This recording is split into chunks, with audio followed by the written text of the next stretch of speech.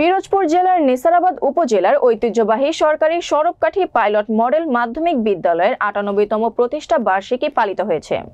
এই উপলক্ষে র্যালি ও আলোচনা সভা অনুষ্ঠিত হয়েছে। নেসারাবাদ প্রতিনিধি তুহিন আহসানের প্রতিবেদনে বিস্তারিত।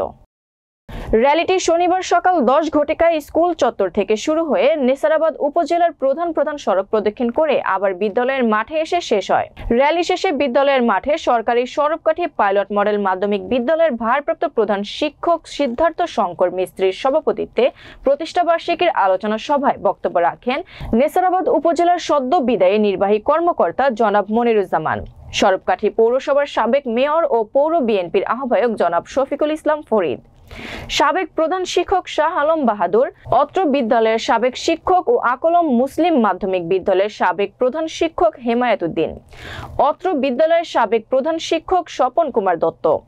আরও উপস্থিত ছিলেন সাবেক প্রধান শিক্ষক আতিকুল্লাহ, সাবেক প্রধান শিক্ষক কামাল হোসেন, প্রতিষ্ঠাতা পরিবারের সদস্য আলমগীর হোসেন, প্রাক্তন ছাত্র ইঞ্জিনিয়ার ওয়াহিদ উদ্দিন, প্রাক্তন ছাত্র তাহিরুল ইসলাম লোটন প্রমুখ।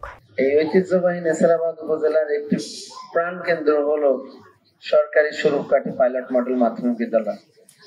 ভালো দিক অনেক জায়গায় এটা করা হয় না বা করে না। এই বিদ্যালয়ের কর্তৃপক্ষকে ধন্যবাদ জানাচ্ছি।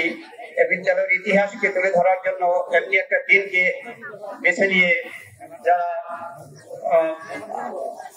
দুজনেই গাবা স্কুলে মাস্টারি করতেন এবং গাবা থেকে হেঁটে হেঁটে বৃহস্পতিবার বাড়ি আসতেন।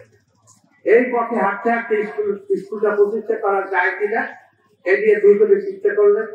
পরবর্তীকালে পরেই এই এলাকার সুবিধার প্রসিদ্ধ ব্যক্তি এদের সঙ্গে তিনি আলোচনা করতে শুরু করলেন। ডাক্তার আব্দুল লতিফ সাহেব, বাবু চিরনাথ সরকার, এর দুজনেই ছিলেন প্রথম এই স্কুল প্রতিষ্ঠা করার প্রথম।